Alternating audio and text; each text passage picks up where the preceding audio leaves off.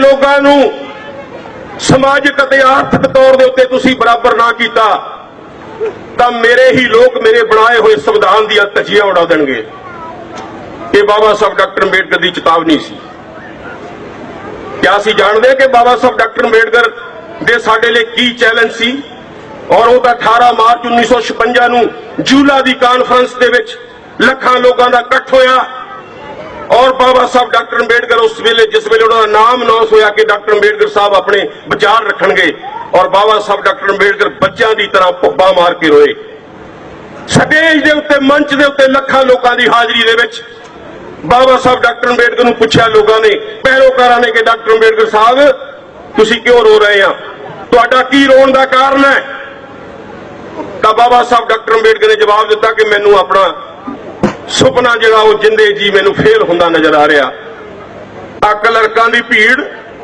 मैं तो सोचा सी कि अपने समाज दियां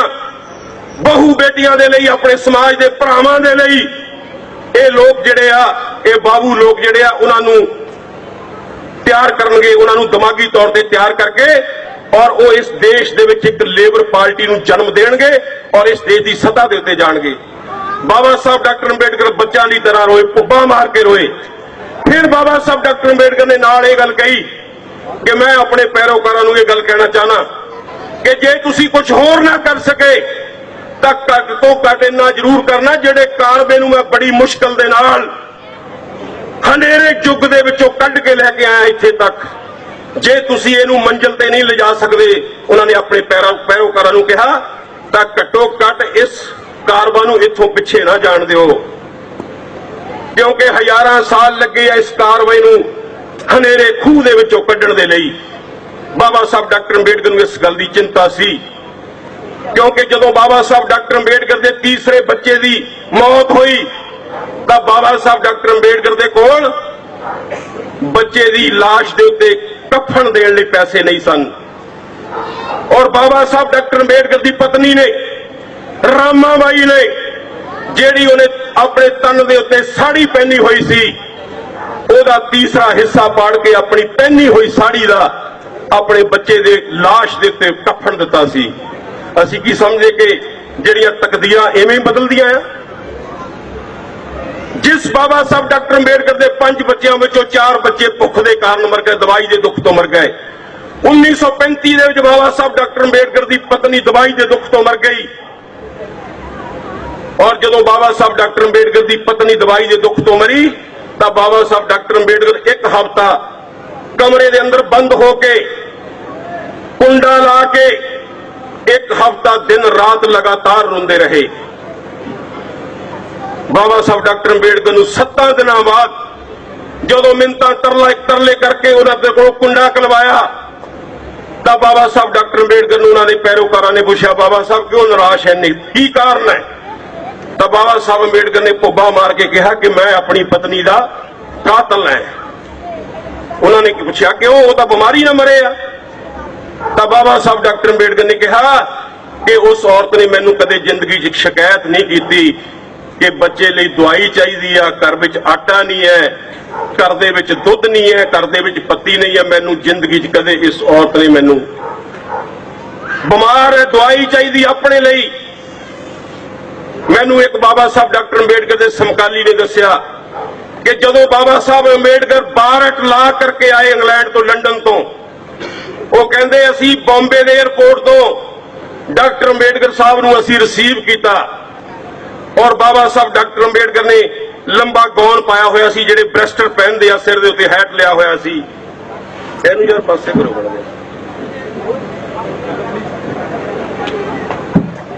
गौन पहनिया होया सी गोडियां तक बाबा साहब अंबेडकर ने, जिन्होंने लंबा कोट आपां ओवरकोट कहने आ, सिर दे उत्ते हैट सी। वो बंदा कहंदा समकाली बाबा साहब डॉक्टर अंबेडकर दा कि जदों असीं डॉक्टर अंबेडकर साहब नूं रिसीव करके असीं घरे लैके आए, अंदर बैठे उन्हां दे घर, जिउं ही असीं बैठे इन्ने नूं बाबा साहब डॉक्टर अंबेडकर दी पत्नी रामाबाई सिर ते टोकरे दे विच पाथियां दा टोकरा लैके अंदर दाखल हुई। तो बाबा साहब डॉक्टर अंबेडकर अपनी पत्नी नूं रामाबाई नूं प्यार नाल कह लो, मजाक ना कह लो, ओनू रामू क्या करते सी, वो कहते अरे वे रामू इधर देख मेरी तरफ, मैं बैरिस्टर बन गया हूं, मैं बार एट लॉ करके आया हूं, मैंने हैट पहन रखा है, मैंने गाउन डाल रखा है, मैं अब बड़ा साहब बन गया, तू अभी तक पाथियां उठा रही है? ਤੇ ਉਹ ਬਾਬਾ ਸਾਹਿਬ ਦਾ ਸਮਕਾਲੀ ਕਹਿੰਦਾ, ਪਤਾ ਨੂੰ ਜਵਾਬ ਕਹਿ ਦਿੱਤਾ ਬਾਬਾ ਸਾਹਿਬ ਅੰਬੇਡਕਰ ਦੀ ਪਤਨੀ ਨੇ, ਕਹਿੰਦੀ अरे साहब, अगर मैं एक एक पाथी इकट्ठी करके बेच करके मैं आपको ना बेचती पढ़ने के लिए, फीस के लिए, तो आप बैरिस्टर नहीं बन सकते थे। ये कुर्बानियां, ये कुर्बानियां बाबा साहब डॉक्टर अंबेडकर ਦੀ पत्नी 1935 ਦੇ ਵਿੱਚ ਉਹਨਾਂ ਨੂੰ ਵਿਛੋੜਾ ਦੇ ਗਈ और बाबा साहब डॉक्टर अंबेडकर ਨੂੰ ਉਹਨਾਂ ਦੇ ਪੈਰੋਕਾਰਾਂ ਨੇ ਉਹਨਾਂ ਨੇ ਸਿਰ ਮਨਾ ਕੇ ਸਿਰ ਦੇ ਵਿੱਚ ਜਿੱਦਾਂ ਉਸ ਤਰ੍ਹਾਂ ਫਰਾ ਲਈਏ, ਸਾਫ਼ ਕਰਾ ਦਈਏ, ਭਗਵਾ ਕੱਪੜਾ ਸੂਟ ਪਹਿਨ ਲਿਆ ਬਾਬਾ ਸਾਹਿਬ ਅੰਬੇਡਕਰ ਨੇ ਆਪਣੀ ਪਤਨੀ ਦੇ ਵਿਜੋਗ ਵਿੱਚ ਕਿ ਮੈਂ ਹੁਣ ਸਭ ਕੁਝ ਛੱਡ ਕੇ ਮੈਂ ਕਿਸੇ ਦਰਕਨਾਰ ਕਿਤੇ ਬੈਠ ਜਾਵਾਂਗਾ ਜਾ ਕੇ। ਤਾਂ ਫਿਰ ਬਾਬਾ ਸਾਹਿਬ ਅੰਬੇਡਕਰ ਦੇ ਪੈਰੋਕਾਰਾਂ ਨੇ ਬਾਬਾ ਸਾਹਿਬ ਦੇ ਪੈਰ ਫੜੇ, ਮਿੰਟ ਤਰਲੇ ਕੀਤੇ ਕਿ ਬਾਬਾ ਸਾਹਿਬ ਤੁਸੀਂ ਤਾਂ ਕਿਨਾਰਾ ਕਰ ਜਾਓਗੇ, ਇਸ ਸਮਾਜ ਦਾ ਕੀ ਬਣੇਗਾ, ਇਹਨਾਂ ਨੂੰ ਕੌਣ ਪੁੱਛੇਗਾ, ਇਹਨਾਂ ਦੀ ਬਾਹ ਕੌਣ ਫੜੇਗਾ। ਅੱਜ ਦਾ ਨਾਟਕ ਦੇ ਵਿੱਚ ਕਰਲਾ ਰਹੇ ਸੀ ਲੋਕ, ਬੱਚੇ ਸੀਨ ਦੇ ਵਿੱਚ ਬਾਬਾ ਸਾਹਿਬ ਅੰਬੇਡਕਰ ਇੱਕ ਜਗ੍ਹਾ ਲਿਖਦੇ ਆ, ਕਹਿੰਦਾ ਉਹ ਲੋਕੋ ਮੈਂ ਤੁਹਾਡੀਆਂ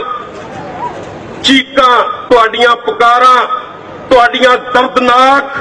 ਤੁਹਾਡੀਆਂ ਚੀਕਾਂ ਸੁਣ ਕੇ ਦੇਖ ਕੇ ਮੇਰਾ ਸੀਨਾ ਫਟ ਜਾਂਦਾ ਆ। ਇਹ ਬਾਬਾ ਸਾਹਿਬ ਡਾਕਟਰ ਅੰਬੇਡਕਰ ਆਪ ਲਿਖਦੇ ਆ ਕਲਬ ਦੇ ਨਾਲ ਕਿ ਤੁਹਾਡੇ ਮੁਰਝਾਏ ਹੋਏ ਚਿਹਰੇ ਦੇਖ ਕੇ, ਤੁਹਾਡਾ ਅਪਮਾਨ ਦੇਖ ਕੇ, ਤੁਹਾਡੀਆਂ ਦਰਦ ਭਰੀਆਂ ਚੀਕਾਂ ਦੇਖ ਕੇ, ਤੁਹਾਡੀ ਭੁੱਖਮਰੀ ਦੇਖ ਕੇ ਬਾਬਾ ਸਾਹਿਬ ਡਾਕਟਰ ਅੰਬੇਡਕਰ ਕਹਿੰਦੇ ਕਿ ਮੇਰਾ ਸੀਨਾ ਫਟ ਜਾਂਦਾ, ਮੇਰਾ ਮਨ ਕਰਦਾ ਕਿ ਮੈਂ ਬੰਦੂਕ ਚੱਕ ਕੇ ਇਹਨਾਂ ਦੁਸ਼ਮਣਾਂ ਨੂੰ ਫਨਾਹ ਕਰ ਦਿਆਂ। ਇਹ ਬਾਬਾ ਸਾਹਿਬ ਡਾਕਟਰ ਅੰਬੇਡਕਰ ਲਿਖ ਕੇ ਗਏ ਆ। ਔਰ ਜਿਹੜੀ ਗੱਲ ਬਾਬਾ ਸਾਹਿਬ ਡਾਕਟਰ ਅੰਬੇਡਕਰ ਇਸ ਦੇਸ਼ ਦੇ ਵਿੱਚ ਕਰਨਾ ਚਾਹੁੰਦੇ ਸੀ ਕਿ ਇਸ ਦੇਸ਼ ਦੇ ਅੰਦਰ ਬਿਨਾਂ ਕਿਸੇ ਖੂਨ ਖਰਾਬੇ ਤੋਂ ਜਾਂ ਬਿਨਾਂ ਕਿਸੇ ਲੜਾਈ ਤੋਂ ਇਸ ਦੇਸ਼ ਦੇ ਵਿੱਚ ਤਬਦੀਲੀ ਆਵੇ, ਉਹ ਬਾਬਾ ਸਾਹਿਬ ਡਾਕਟਰ ਅੰਬੇਡਕਰ ਕਰਕੇ ਗਏ ਆ। ਮੈਂ ਦਾਅਵੇ ਨਾਲ ਕਹਿ ਸਕਦਾ ਕਿ ਦੁਨੀਆ ਦੇ ਵਿੱਚ ਜਿੰਨੇ ਵੀ ਮਹਾਨ ਲੋਕ ਹੋਏ ਆ, ਚਾਹੇ ਕੋਈ ਹੋਵੇ, ਚਾਹੇ ਸਾਡੇ ਗੁਰੂ ਰਹਿਬਰ ਹੋਏ ਆ, ਆਪਣੀ ਜ਼ਿੰਦਗੀ ਦੇ ਵਿੱਚ ਕੋਈ ਵੀ ਮਹਾਨ ਬੰਦਾ ਆਪਣੀ ਜ਼ਿੰਦਗੀ 'ਚ ਕੁਝ ਨਹੀਂ ਕੋਈ ਕਰ ਸਕਿਆ। ਇੱਕੋ ਹੀ ਇੱਕ ਸ਼ਖਸੀਅਤ ਹੈ, ਇੱਕੋ ਹੀ ਇੱਕ ਰਹਿਬਰ ਹੈ ਬਾਬਾ ਸਾਹਿਬ ਡਾਕਟਰ ਅੰਬੇਡਕਰ, ਜਿਨ੍ਹਾਂ ਨੇ ਥਾਲੀ ਦੇ ਵਿੱਚ ਪਰੋਸ ਕੇ ਤੁਹਾਨੂੰ ਇਹ ਰਾਜਨੀਤਿਕ ਬਰਾਬਰਤਾ ਲੈ ਕੇ ਦਿੱਤੀ ਹੈ। ਇਕੱਲੇ ਬਾਬਾ ਸਾਹਿਬ ਡਾਕਟਰ ਅੰਬੇਡਕਰ ਪੂਰੀ ਦੁਨੀਆ, ਪੂਰੇ ਵਿਸ਼ਵ ਦੇ ਵਿੱਚ ਇੱਕੋ ਹੀ ਰਹਿਬਰ ਇਨਸਾਨ ਹੋਏ ਆ ਜਿਨ੍ਹਾਂ ਨੇ ਆਪਣੀ ਜ਼ਿੰਦਗੀ ਵਿੱਚ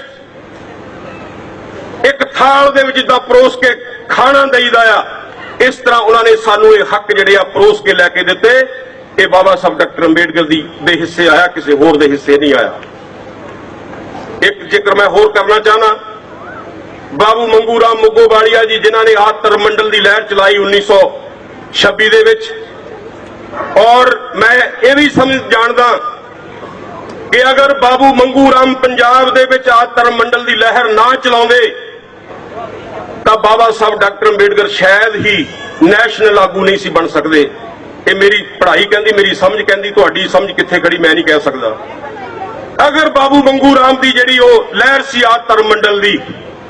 ਕਿਉਂਕਿ ਜਦੋਂ ਲੰਡਨ ਦੀਆਂ ਗੋਲਮੇਜ ਕਾਨਫਰੰਸਾਂ ਦੇ ਵਿੱਚ ਜਦੋਂ ਬਾਬਾ ਸਾਹਿਬ ਡਾਕਟਰ ਅੰਬੇਡਕਰ ਇੰਗਲੈਂਡ ਗਏ ਆ, ਤਾਂ ਜਦੋਂ ਉੱਥੇ ਗਾਂਧੀ ਨੇ ਸਵਾਲ ਖੜਾ ਕੀਤਾ ਕਿ ਮੈਂ ਪੂਰੇ ਹਿੰਦੁਸਤਾਨ ਦਾ ਲੀਡਰ ਆ, ਹਿੰਦੂਆਂ ਦਾ, ਡਾਕਟਰ ਅੰਬੇਡਕਰ ਕਿਸੇ ਕੌਮ ਦਾ ਲੀਡਰ ਨਹੀਂ, ਇਹਨੂੰ ਲੰਡਨ ਦੀ ਗੋਲਮੇਜ ਕਾਨਫਰੰਸ ਵਿੱਚ ਬੋਲਣ ਦਾ ਸਮਾਂ ਨਹੀਂ ਮਿਲਣਾ ਚਾਹੀਦਾ। ਤਾਂ ਅੰਗਰੇਜ਼ਾਂ ਨੇ ਬਾਬਾ ਸਾਹਿਬ ਡਾਕਟਰ ਅੰਬੇਡਕਰ ਨੂੰ ਪੁੱਛਿਆ ਕਿ ਅੰਬੇਡਕਰ ਸਾਹਿਬ ਆ ਗਾਂਧੀ ਕੀ ਕਹਿ ਰਿਹਾ? ਕਹਿੰਦਾ ਜੀ ਇਹਦਾ ਕੀ ਆ, ਇਹ ਤਾਂ ਸਿਰ ਫਿਰ ਆਦਮੀ ਆ, ਤੁਸੀਂ ਇਹ ਗੱਲ ਲੋਕਾਂ ਨੂੰ ਪੁੱਛੋ ਜਾਂ ਮੇਰੇ ਸਮਾਜ ਨੂੰ ਪੁੱਛੋ ਕਿ ਤੁਹਾਡਾ ਲੀਡਰ ਕੌਣ ਹੈ, ਤੁਹਾਡਾ ਲੀਡਰ ਗਾਂਧੀ ਹੈ ਜਾਂ ਤੁਹਾਡਾ ਲੀਡਰ ਡਾਕਟਰ ਅੰਬੇਡਕਰ ਹੈ। ਤਾਂ ਅੰਗਰੇਜ਼ਾਂ ਨੇ ਇੱਕ ਅਧਿਆਦੇਸ਼ ਜਾਰੀ ਕੀਤਾ, ਜਿਹੜੇ ਦਲਿਤ ਲੋਕ ਸੀ, ਅਛੂਤ ਲੋਕ ਸੀ, ਉਹਨਾਂ ਨੂੰ ਕਿਹਾ, ਉਹਨਾਂ ਤੋਂ ਪੁੱਛਿਆ ਕਿ ਤੁਸੀਂ ਟੈਲੀਗ੍ਰਾਮਾਂ ਰਾਹੀਂ ਦੱਸੋ ਕਿ ਤੁਹਾਡਾ ਲੀਡਰ ਕੌਣ ਹੈ, ਗਾਂਧੀ ਹੈ ਜਾਂ ਤੁਹਾਡਾ ਲੀਡਰ ਡਾਕਟਰ ਅੰਬੇਡਕਰ ਹੈ। ਗਾਂਧੀ ਦੇ ਹੱਕ ਦੇ ਵਿੱਚ ਸਿਰਫ 3 ਟੈਲੀਗ੍ਰਾਮਾਂ ਗਈਆਂ। ਗੁਰਵੰਤਾ ਸਿੰਘ ਸੀ, ਇੱਕ ਪ੍ਰਿਥੀ ਸਿੰਘ ਯਾਰ ਸੀ ਰੋਪੜ ਤੋਂ, ਇੱਕ ਜਗਜੀਵਨ ਰਾਮ। ਬਾਬਾ ਸਾਹਿਬ ਡਾਕਟਰ ਅੰਬੇਡਕਰ ਦੇ ਹੱਕ ਦੇ ਵਿੱਚ, ਕਿਉਂਕਿ ਉਸ ਵੇਲੇ ਲੋਕਾਂ ਕੋਲ ਧਨ ਦੌਲਤ ਵੀ ਨਹੀਂ ਸੀ ਹੁੰਦਾ, ਔਰ ਬਾਬਾ ਸਾਹਿਬ ਡਾਕਟਰ ਅੰਬੇਡਕਰ ਦੀ ਇਸ ਗੱਲ ਨੂੰ ਸਮਝ ਕੇ ਬਾਬੂ ਮੰਗੂ ਰਾਮ ਨੇ ਲੋਕਾਂ ਨੂੰ ਦੇ ਘਰਾਂ ਦੇ ਵਿੱਚ ਜਾ ਕੇ ਉਹਨਾਂ ਨੂੰ ਕਿਹਾ, ਲੋਕੋ ਉਹ ਆਪਣੇ ਦੋ ਡੰਗ ਦਾ ਆਟਾ ਵੇਚ ਦਿਓ, ਭੁੱਖੇ ਰਹਿ ਲਓ, ਦੋ ਡੰਗ ਦਾ ਪੀਪੇ ਦਾ ਆਟਾ ਵੇਚ ਦਿਓ, ਪਰ ਡਾਕਟਰ ਅੰਬੇਡਕਰ ਦੇ ਹੱਕ ਦੇ ਵਿੱਚ ਟੈਲੀਗ੍ਰਾਮਾਂ ਭੇਜੋ ਇੰਗਲੈਂਡ ਨੂੰ ਜੇ ਤੁਸੀਂ ਕੋਈ ਸੁੱਖ ਦਾ ਦਿਨ ਦੇਖਣਾ ਚਾਹੁੰਦੇ ਆ। ਬਾਬਾ ਸਾਹਿਬ ਡਾਕਟਰ ਅੰਬੇਡਕਰ ਨੂੰ ਲੰਡਨ ਦੇ ਵਿੱਚ ਜਦੋਂ ਹਜ਼ਾਰਾਂ ਟੈਲੀਗ੍ਰਾਮਾਂ ਲੋਕਾਂ ਨੇ ਭੇਜੀਆਂ ਤਾਂ ਜਾ ਕੇ ਅੰਗਰੇਜ਼ਾਂ ਨੇ ਫੈਸਲਾ ਲਿਆ ਕਿ ਹਾਂ ਵਾਕਿਆ ਹੀ ਡਾਕਟਰ ਅੰਬੇਡਕਰ ਜਿਹੜਾ ਆ ਉਹ ਆਪਣੇ ਸਮਾਜ ਦਾ ਜਿਹੜਾ ਦਲਿਤ ਅਛੂਤ ਸਮਾਜ ਦਾ ਜਿਹੜਾ ਇਹ ਲੀਡਰ ਹੈ, ਗਾਂਧੀ ਝੂਠ ਬੋਲ ਰਿਹਾ। ਡਾਕਟਰ ਅੰਬੇਡਕਰ ਸਾਹਿਬ ਔਰ ਉਹਦੇ ਵਿੱਚ ਸਭ ਤੋਂ ਵੱਡਾ ਜਿਹੜਾ ਹੱਥ ਸੀ ਉਸ ਗੱਲ ਦੇ ਵਿੱਚ ਉਹ ਬਾਬੂ ਮੰਗੂ ਰਾਮ ਮੰਗੂਵਾਲੀਆਰ ਔਰ ਉਹਦੀ ਲਹਿਰ ਦਾ ਸੀ। ਤੇ ਜਦੋਂ 24 ਸਤੰਬਰ 1932 ਨੂੰ ਜਦੋਂ ਗਾਂਧੀ ਦੇ ਵਿੱਚ, ਕਿਉਂਕਿ ਅੰਗਰੇਜ਼ਾਂ ਨੇ ਸਾਨੂੰ ਅਧਿਕਾਰ ਦਿੱਤਾ ਸੀ ਸੈਪਰੇਟ ਇਲੈਕਟੋਰਲ ਸਿਸਟਮ ਦਾ, ਕਿ ਤੁਸੀਂ ਵੱਖਰਾ ਅਧਿਕਾਰ ਹੋਏਗਾ ਤੁਹਾਨੂੰ, ਤੁਸੀਂ ਆਪਣਾ ਉਮੀਦਵਾਰ ਖੜਾ ਕਰੋਗੇ, ਤੁਸੀਂ ਉਹਨੂੰ ਜਿਤਾਓਗੇ, ਤੁਹਾਡੀਆਂ ਵੋਟਾਂ ਹੋਣਗੀਆਂ, ਤੁਹਾਡਾ ਉਮੀਦਵਾਰ ਹੋਏਗਾ। ਗਾਂਧੀ ਨੇ ਸੋਚਿਆ ਇਹ ਤਾਂ ਮਰ ਗਏ, ਗਾਂਧੀ ਨੇ ਸੋਚਿਆ ਮਰ ਗਏ ਅਸੀਂ ਤਾਂ, ਇੱਕ ਡਾਕਟਰ ਅੰਬੇਡਕਰ ਨਹੀਂ ਸੰਭਿਆ ਜਾਂਦਾ, ਔਰ ਗਾਂਧੀ ਨੇ ਪੂਨੇ ਦੀ ਜਰਬਦਾ ਜੇਲ੍ਹ ਦੇ ਵਿੱਚ ਮਰਨ ਵਰਤ ਰੱਖ ਦਿੱਤਾ ਕਿ ਮੈਂ ਇਹਨਾਂ ਅਧਿਕਾਰਾਂ ਦੇ ਖਿਲਾਫ ਭੁੱਖਾ ਰਹਿ ਕੇ ਮਰ ਜਾਵਾਂਗਾ। ਤੇ ਉਧਰ ਡਾਕਟਰ ਅੰਬੇਡਕਰ ਸਾਹਿਬ ਨੂੰ ਧਮਕੀਆਂ ਮਿਲਣੀਆਂ ਸ਼ੁਰੂ ਹੋ ਗਈਆਂ ਕਿ ਜੇ ਗਾਂਧੀ ਮਰ ਗਿਆ ਤਾਂ ਡਾਕਟਰ ਅੰਬੇਡਕਰ ਅਸੀਂ ਤੈਨੂੰ ਮਾਰ ਦੇਵਾਂਗੇ। ਤਾਂ ਡਾਕਟਰ ਅੰਬੇਡਕਰ ਸਾਹਿਬ ਨੇ ਜਵਾਬ ਦਿੱਤਾ ਅਖਬਾਰਾਂ ਰਾਹੀਂ ਵੀ ਮੈਂ ਤਾਂ ਕਸਮ ਖਾ ਕੇ ਚੱਲਿਆ ਸੀ ਵੀ ਜੇ ਮੈਂ ਆਪਣੇ ਲੋਕਾਂ ਦੀਆਂ ਗੁਲਾਮੀ ਦੀਆਂ ਬੇੜੀਆਂ ਨਾ ਤੋੜ ਸਕਿਆ ਮੈਂ ਆਪਣੇ ਆਪ ਨੂੰ ਗੋਲੀ ਮਾਰ ਕੇ ਮਰ ਜਾਗਾ। ਮੈਂ ਆਪਣੇ ਲੋਕਾਂ ਨੂੰ ਹੱਕ ਲੈ ਕੇ ਦੇ ਦਿੱਤੇ, ਤੁਸੀਂ ਮੈਨੂੰ ਖੰਭੇ ਨਾਲ ਪੁੱਠਾ ਲਟਕਾ ਦਿਓ, ਤੁਸੀਂ ਮੈਨੂੰ ਗੋਲੀ ਮਾਰ ਦਿਓ, ਮੇਰਾ ਨਹੀਂ ਤੁਸੀਂ ਕੁਝ ਵੀ ਕਰ ਸਕਦੇ। ਫਿਰ ਗਾਂਧੀ ਦੀ ਘਰਵਾਲੀ ਕਸਤੂਰਬਾ ਗਾਂਧੀ ਬਾਬਾ ਸਾਹਿਬ ਡਾਕਟਰ ਅੰਬੇਡਕਰ ਦੇ ਕੋਲ ਗਈ, ਆਪਣੇ ਸਿਰ ਦੀ ਚੁੰਨੀ ਲਾ ਕੇ ਉਹਨਾਂ ਦੇ ਪੈਰਾਂ ਤੇ ਰੱਖੀ ਕਿ ਡਾਕਟਰ ਅੰਬੇਡਕਰ ਸਾਹਿਬ ਜੇ ਤੁਸੀਂ ਗਾਂਧੀ ਨਾਲ ਸਮਝੌਤਾ ਨਾ ਕੀਤਾ ਗਾਂਧੀ ਨੇ ਮਰ ਜਾਣਾ, ਤੇਰੀ ਭੈਣ ਨੇ ਰੰਡੀ ਹੋ ਜਾਣਾ। ਬਾਬਾ ਸਾਹਿਬ ਡਾਕਟਰ ਅੰਬੇਡਕਰ ਕਹਿੰਦਾ ਤੂੰ ਇੱਕ ਰੰਡੀ ਹੁੰਨੀ ਆ ਭੈਣ, ਉਧਰ ਮੇਰੀਆਂ ਕਰੋੜਾਂ ਭੈਣਾਂ ਜਿਹੜੀਆਂ ਉਹ ਸੁਹਾਗਣਾ ਹੁੰਦੀਆਂ, ਮੈਂ ਤੈਨੂੰ ਕੱਲੀ ਦੀ ਰੰਡੇਪੇ ਨੂੰ ਮੈਂ ਰੰਡ ਪੁਣੇ ਨੂੰ ਕੀ ਕਰਾਂ। ਗਾਂਧੀ ਦਾ ਮੁੰਡਾ ਦੇਵਦਾਸ ਗਾਂਧੀ ਮੂੰਹ 'ਚ ਘਾਹ ਦੀ ਤਿੜ ਪਾ ਕੇ ਬਾਬਾ ਸਾਹਿਬ ਡਾਕਟਰ ਅੰਬੇਡਕਰ ਦੇ ਅੱਗੇ ਜਾ ਕੇ ਭੁੱਬਾ ਮਾਰ ਕੇ ਰੋਇਆ, ਮੇਰੇ ਬਾਪੂ ਨੂੰ ਬਚਾ ਲਾ। ਡਾਕਟਰ ਅੰਬੇਡਕਰ ਸਾਹਿਬ ਨੂੰ ਜਦੋਂ ਲਾਸਟ ਵਿੱਚ ਬਾਬਾ ਸਾਹਿਬ ਅੰਬੇਡਕਰ ਨਹੀਂ ਮੰਨੇ ਤਾਂ ਬਾਬਾ ਸਾਹਿਬ ਡਾਕਟਰ ਅੰਬੇਡਕਰ ਨੂੰ ਜਨੂਨੀ ਲੋਕਾਂ ਨੇ ਖੂਨ ਦੇ ਨਾਲ ਲੈਟਰ ਲਿਖ ਕੇ ਭੇਜਿਆ, 24 ਘੰਟੇ ਦਾ ਅਲਟੀਮੇਟਮ ਦਿੱਤਾ ਕਿ ਡਾਕਟਰ ਅੰਬੇਡਕਰ ਜੇ ਤੂੰ 24 ਘੰਟਿਆਂ ਵਿੱਚ ਗਾਂਧੀ ਨਾਲ ਸਮਝੌਤਾ ਨਾ ਕੀਤਾ ਫਿਰ ਡਾਕਟਰ ਅੰਬੇਡਕਰ ਅਸੀਂ ਤੈਨੂੰ ਨਹੀਂ ਕੁਝ ਕਵਾਂਗੇ, ਫਿਰ ਅਸੀਂ ਤੇਰੀਆਂ ਅੱਖਾਂ ਸਾਹਮਣੇ ਤੇਰਾ ਸਾਰਾ ਸਮਾਜ ਸਾੜ ਕੇ ਮਾਰ ਦਿਆਂਗੇ। ਬਾਬਾ ਸਾਹਿਬ ਡਾਕਟਰ ਅੰਬੇਡਕਰ ਉਹ ਚਿੱਠੀ ਧਮਕੀ ਵਾਲੀ ਲੈ ਕੇ ਜਿਹੜਾ ਵਾਇਸਰਾਏ ਸੀ ਭਾਰਤ ਦਾ ਰਾਜਾ ਸੀ ਅੰਗਰੇਜ਼ ਕੋਲ ਗਏ, ਕਹਿੰਦੇ ਵਾਇਸਰਾਏ ਸਾਹਿਬ ਆ ਮੈਨੂੰ ਧਮਕੀ ਮਿਲੀ ਆ, ਮੈਂ ਆਪਣੇ ਲੋਕਾਂ ਨੂੰ ਮਰਦਾ ਨਹੀਂ ਦੇਖ ਸਕਦਾ ਅੱਖਾਂ ਦੇ ਸਾਹਮਣੇ। ਇਹਨਾਂ ਨੇ ਤਾਂ ਅਜੇ ਤੱਕ ਇਹਨਾਂ ਨੇ ਜ਼ਿੰਦਗੀ ਨਹੀਂ ਦੇਖੀ ਕਿ ਜ਼ਿੰਦਗੀ ਕੀ ਹੁੰਦੀ ਹੈ। ਜੇ ਜ਼ਿੰਦਗੀ ਤੋਂ ਪਹਿਲਾਂ ਮੌਤ ਮਿਲ ਗਈ ਤਾਂ ਵਾਇਸਰਾਏ ਨੇ ਕਿਹਾ ਡਾਕਟਰ ਅੰਬੇਡਕਰ ਸਾਹਿਬ ਨੂੰ ਦਲੀਲ ਦਿੱਤੀ ਕਿ ਅੰਬੇਡਕਰ ਸਾਹਿਬ ਤੁਹਾਨੂੰ ਵੀ ਜਿੱਦ ਨਹੀਂ ਕਰਨੀ ਚਾਹੀਦੀ, ਇਹ ਲੜਾਈ ਆ ਸੰਘਰਸ਼ ਆ ਚੱਲਦੇ ਰਹਿੰਦੇ ਆ, ਅੱਜ ਇੰਨਾ ਪ੍ਰਾਪਤ ਹੋਇਆ ਕੱਲ ਨੂੰ ਇੰਨਾ ਪ੍ਰਾਪਤ ਹੋਇਆ। ਉਹਨੇ ਕਿਹਾ ਕਿ ਅਸੀਂ ਤੁਹਾਡੀ ਮਦਦ ਮਾੜੀ ਮੋਟੀ ਸ਼ਹਿਰਾਂ 'ਚ ਤਾਂ ਕਰ ਸਕਦੇ ਆ, ਸਾਡੇ ਕੋਲ ਇੰਨੀ ਫੋਰਸ ਪੁਲਿਸ ਨਹੀਂ ਕਿ ਅਸੀਂ ਤੁਹਾਡੀ ਪਿੰਡਾਂ ਵਿੱਚ ਰਾਖੀ ਕਰ ਸਕੀਏ। ਤਾਂ ਵਾਇਸਰਾਏ ਨੇ ਕਿਹਾ ਕਿ ਡਾਕਟਰ ਅੰਬੇਡਕਰ ਸਾਹਿਬ ਨੂੰ ਤੁਹਾਨੂੰ ਵੀ ਮੰਨ ਲੈਣਾ ਚਾਹੀਦਾ। ਤਾਂ ਡਾਕਟਰ ਅੰਬੇਡਕਰ ਸਾਹਿਬ ਨੂੰ ਮਜਬੂਰ ਹੋ ਕੇ 24 ਸਤੰਬਰ 1932 ਨੂੰ ਸ਼ਾਮ ਦੇ 5 ਵਜੇ ਪੂਨੇ ਦੀ ਜਰਬਦਾ ਜੇਲ੍ਹ ਦੇ ਵਿੱਚ ਬਾਬਾ ਸਾਹਿਬ ਅੰਬੇਡਕਰ ਨੇ ਰੋ ਕੇ ਔਰ ਗਾਂਧੀ ਨੂੰ ਇਹ ਗੱਲ ਕਹੀ ਕਿ ਤੁਸੀਂ ਮੈਨੂੰ ਫਾਂਸੀ ਦੇ ਫੱਟੇ ਤੇ ਲੰਮਾ ਪਾ ਦਿੰਦੇ ਪੁੱਠਾ, ਮੈਨੂੰ ਖੰਭੇ ਨਾਲ ਲਟਕਾ ਦਿੰਦੇ, ਮੈਂ ਕਦੇ ਵੀ ਸਮਝੌਤਾ ਨਾ ਕਰਦਾ, ਪਰ ਮੈਂ ਆਪਣੇ ਲੋਕਾਂ ਨੂੰ ਆਪਣੇ ਅੱਖਾਂ ਸਾਹਮਣੇ ਸੜਦਾ ਮਰਦਾ ਨਹੀਂ ਦੇਖ ਸਕਦਾ। ਇਦਾਂ ਦਾ ਲੀਡਰ ਨੇਤਾ ਕੋਈ ਹੋ ਸਕਦਾ?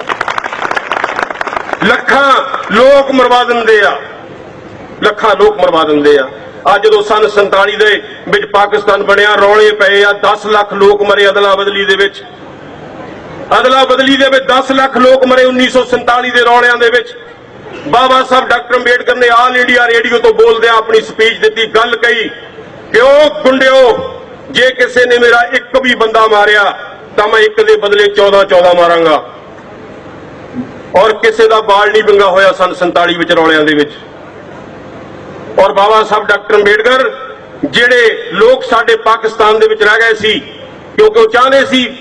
ਪਾਕਿਸਤਾਨੀ ਵੀ ਚਾਹੁੰਦੇ ਸੀ ਰਹਿਣਗੇ ਘੱਟ ਗਿਣਤੀ ਜਿਨ੍ਹਾਂ ਤੋਂ ਗੁਲਾਮੀ ਕਰਵਾਵਾਂਗੇ, ਤੇ ਇੱਧਰ ਗਾਂਧੀ ਨਹਿਰੂ ਇਹ ਸੋਚਦੇ ਸੀ ਉਨੀ ਨਫਰੀ ਘਟੂਗੀ ਇਹਨਾਂ ਦੀ ਰਹਿਣ ਉੱਧਰ, ਤਾਂ ਬਾਬਾ ਸਾਹਿਬ ਅੰਬੇਡਕਰ ਆਪ ਮਹਾਰ ਰੈਜੀਮੈਂਟ ਦੇ ਫੌਜੀਆਂ ਨੂੰ ਨਾਲ ਲੈ ਕੇ ਪਾਕਿਸਤਾਨ ਦੇ ਵਿੱਚੋਂ 10 ਲੱਖ ਲੋਕਾਂ ਨੂੰ ਕੱਢ ਕੇ ਲੈ ਕੇ ਆਏ ਉਸ ਗੁਲਾਮੀ ਦੇ ਵਿੱਚੋਂ। ਔਰ ਪਹਿਲੇ ਕਾਨੂੰਨ ਮੰਤਰੀ ਡਾਕਟਰ ਅੰਬੇਡਕਰ ਸਾਹਿਬ ਬਣੇ ਇੰਡੀਆ ਦੇ, ਔਰ ਦੂਸਰੇ ਪਾਕਿਸਤਾਨ ਦਾ ਪਹਿਲਾ ਕਾਨੂੰਨ ਮੰਤਰੀ ਜੋਗਿੰਦਰ ਨਾਥ ਮੰਡਲ, ਉਹ ਵੀ ਸਾਡੀ ਬਰਾਦਰੀ ਦਾ ਸੀ, ਦਲਿਤ ਸੀਗਾ, ਛੂਤ ਸੀਗਾ ਉਹ।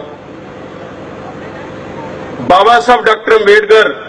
ਮੈਂ ਸੋਚਦਾ ਹੁੰਦਾ ਕਈ ਵਾਰ ਕਿ ਜਿੰਨਾ ਕੰਮ ਕੋਈ ਆਪਣੀਆਂ 20 ਜ਼ਿੰਦਗੀਆਂ 'ਚ ਨਹੀਂ ਕਰ ਸਕਦਾ, ਬਾਬਾ ਸਾਹਿਬ ਡਾਕਟਰ ਅੰਬੇਡਕਰ ਇੱਕ ਜ਼ਿੰਦਗੀ ਦੇ ਵਿੱਚ ਉਹ ਕੰਮ ਕਰਕੇ ਗਏ ਆ। 20 ਜ਼ਿੰਦਗੀਆਂ ਲਾ ਕੇ ਵੀ ਇੰਨਾ ਕੰਮ ਨਹੀਂ ਹੋ ਸਕਦਾ ਜਿੰਨਾ ਕੰਮ ਬਾਬਾ ਸਾਹਿਬ ਡਾਕਟਰ ਅੰਬੇਡਕਰ ਜਿਹੜੇ ਆ ਉਹ ਕਰਕੇ ਗਏ ਆ। ਔਰ ਬਾਬਾ ਸਾਹਿਬ ਡਾਕਟਰ ਅੰਬੇਡਕਰ ਦੀ ਇਹ ਸੰਘਰਸ਼, ਉਹਨਾਂ ਦਾ ਜੀਵਨ ਜਿਸ ਤਰ੍ਹਾਂ ਚੱਲਿਆ, ਜਿੱਦਾਂ ਉਹਨਾਂ ਦਾ ਅਪਮਾਨ ਹੋਇਆ ਜਗ੍ਹਾ ਜਗ੍ਹਾ ਦੇ ਉੱਤੇ,